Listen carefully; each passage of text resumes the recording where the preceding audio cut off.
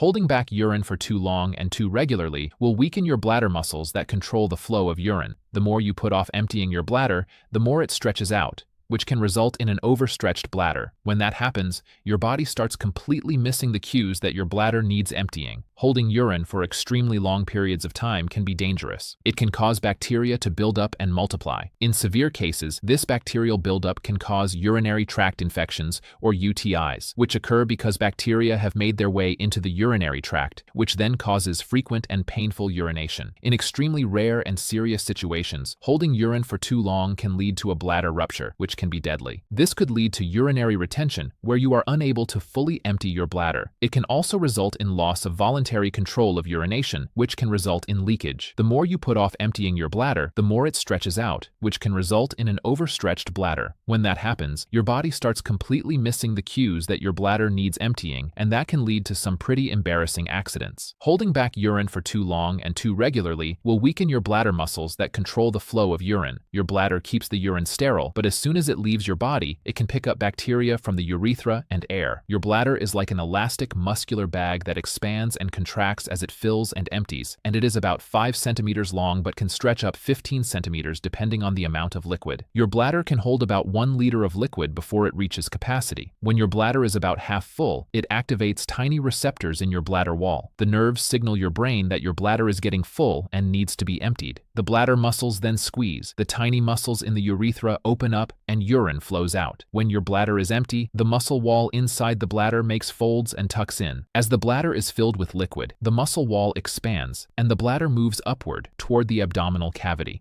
This stretching increases the size of the bladder to accommodate the urine.